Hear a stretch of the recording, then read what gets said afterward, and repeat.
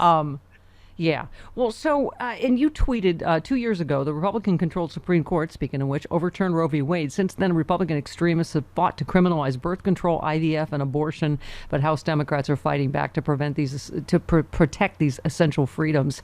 I mean, we said it. They're coming for everything. They're coming for you and me with gay marriage. Not that we're Yeah, married. I mean, I'd like to absolutely. be married to you, but I'm not. I think his husband might object. Yeah. Yeah, Phil might not like If that. I had a wife, she would object. But no, absolutely. I mean, our freedoms are all at risk with the current Republicans. And in Wisconsin, it's especially bad when it comes to freedom to make decision about your own body as a woman. We are under 1849 law when it comes to abortion in Wisconsin. We literally were taxing horses that had, buggies behind them in the state. I think it was 5 or 10 cents a horse in 1849, and that's still the same law we have on the books now, thanks to overturning Roe versus Wade. So, whether it be that freedom, whether it be the freedom to marry who you love, whether it be so many freedoms that are at risk and on the line, it's going to come down to November. Yeah. And, hey, it's interesting. I think you were reacting to, is it Truth Social, the latest Yeah.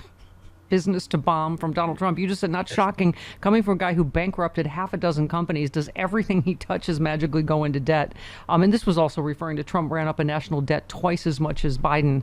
I mean, what do you, how is this debate going to go, do you think, if Trump even shows up tomorrow? Because there is no fact that is on his side, right? No, Jobs, inflation, the debt, you name it. Biden just has to talk about what he's done and what he's going to do, because the rest of his Build Back Better agenda is wildly popular around child care and the child tax credit and other issues, and put that on the table. For Trump, I heard he might bring this little thing of Tic Tacs, shrinkflation. If I was the president, I would say, yes, your hands look bigger. Get some sort of response Let me like write that that. down. Go Hang right on. Hang. direct- Send this to the White House. Okay. Go directly. But that's after greed, Mark. Trump. That's greedflation. That's not Yes, I inflation. know. Oh, yeah, talk about the Exactly. companies and why they're doing that, right? And if they bring up that, the president has lowered the cost of energy through the Inflation Reduction Act. He's got tax credits and rebates available for people to be more energy efficient. Healthcare, we're negotiating for the first time with Big Pharma on prescription drug prices. We've been Yeah. ripped off for decades, and he's the first president doing something about it. He also capped your out-of-pocket expenses if you're on Medicare. He capped insulin to $35. Look, this guy has tackled inflation directly on, while we still have to tackle the oil companies and big food.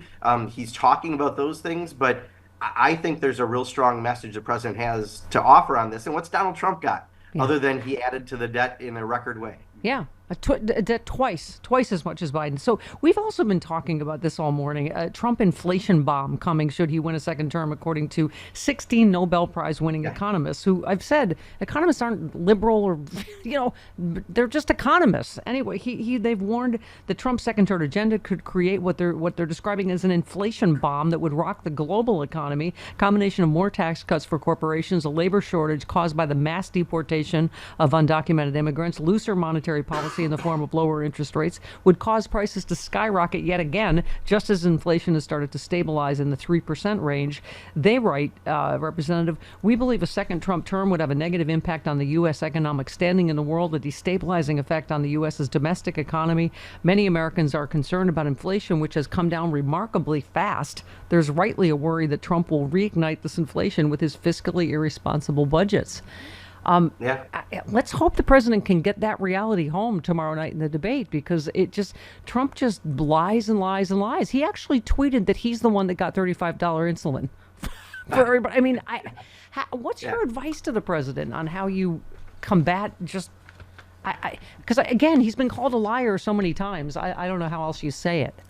But I think you go directly at him and you have the facts, and that's going to be the follow-up. But just on the taxes, the tax cut that Donald Trump did, anytime you have a tax cut, it's called a tax expenditure. It's taking away money from education or healthcare or anything else. The tax cut that Donald Trump did, 83% of the money went to the top 1% of the population. In other words, his friends, his donors, people who belong to Mar-a-Lago. That we have to go directly after what Trump did and what he'll do, which will do exactly what those economists said, put us back into an area of inflation. And then he's got this crazy idea about a fight club for immigrants. Aye.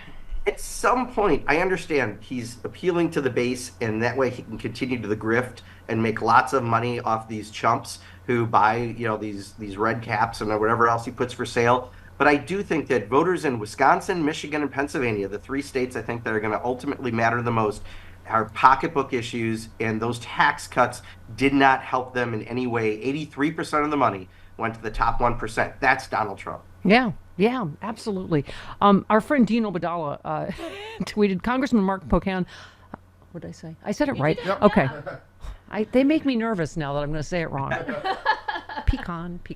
Okay. On my SiriusXM show, offers to serve an arrest warrant on Netanyahu when he addresses the U.S. Congress. I'm available, Pocan stated.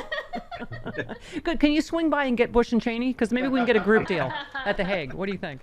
Yeah, I'll tell you, this is one where, regardless of how people feel about Israel and Gaza, there are two figures that are severely wrong, or two entities. One is Hamas for the attack they did, and the way the conditions for the people in Gaza has been awful for decades, and we've all unfortunately had a blind eye to it. And Netanyahu, the way he's done the selective punishment of people in Gaza, the number of children and women that have been killed, and he is a war criminal. And if that's what the international courts say, and they need someone to serve them, then they can get this ready in time. You're a helper. You're a helper. Yep. It's heartbreaking. We just had violence out here at a synagogue in L.A., Representative, and, this idiot that almost drowned a 3-year-old Palestinian, kid. It's just, this is just tragedy upon tragedy upon tragedy. And if you can help in any way, I will send you a badge.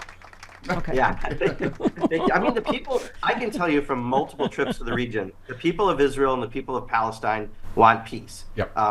Netanyahu is trying to stay out of jail, and he's executed this awfully and killed many innocent people. And Hamas is a terrorist group and has treated their own people, the Palestinians, awfully, in addition to the attacks on Israel. So if we focus on peace in the region, the U.S. position has been a two-state solution. Yes. Unfortunately, Netanyahu also doesn't support that. I think it's just time we get a little tougher on Netanyahu and let's actually support the Israelis and the Palestinians as they need. I understood what someone said the other day. We can't send bombs to Israel and Band-Aids to, the Palestinians. Yes. I mean, and it's just, it's such a... Again, just in all the years I've been alive too, I feel like this is the worst it's been, and it's heartbreaking. But you give me hope, and we love you so much, Representative. Thank you so much. I'm sorry, I'm going to be even clingier. I'm just telling you, it's just going to get worse.